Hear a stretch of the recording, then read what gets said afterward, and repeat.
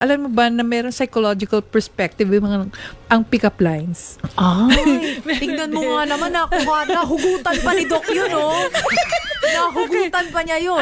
So, unang-una, no, pag sinasabi natin na nagbibigay ka ng pick-up lines, ito yung pamamaraan para makita mo kung ano yung level of confidence meron ang isang manliligaw. Oh. Dahil kasi pagdating dito, yung sense of assertiveness. Kasi kumisan, yung iba hindi nga nakakapagsabi ng kung ano talaga yung expression ng pagmamahal or yung kanilang respeto dun sa taong ito.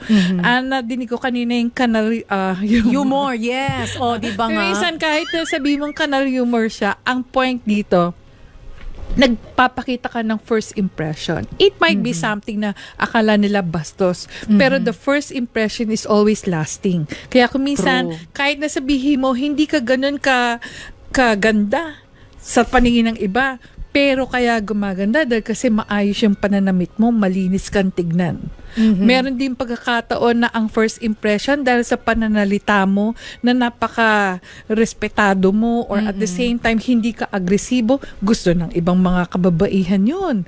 Dahil kasi di ba parang ang feeling nila, ayoko ng presko, ayoko na sobrang aggressive yung mga ganun. And at the same time, may mga pagkakataon kasi when you talk of pick-up lines, ito yung icebreaker na ay, siya yung nagsimula ng conversation. Baka mamaya, o diba, parang eto na yung possibility na baka mag-umpisa na magkaroon ng magandang relasyon.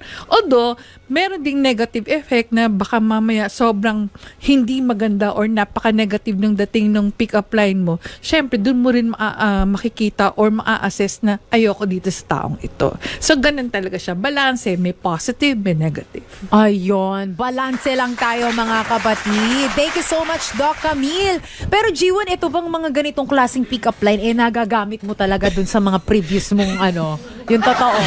Yung totoo. Ha? Magkaaminan tayo dito. Nagagamit nyo yan? Nagagamit nyo? Kayong mga lalaki? Nagagamit naman po kasi So, may mga times na, ay, nagamit ko na ito, gamitin ko ulit kay ganito. Ganon? May ganon? may times na ganun po, pero parang para sa akin po ang corny na po nun kasi nagawa ko na po.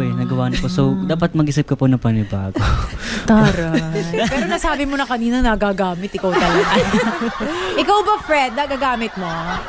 Hindi din po. Kasi parang nakukornihan din ako. Ikaw na sinasabi mo, Fred, ang corny mo, nagamit mo na yan. Parang gano'n.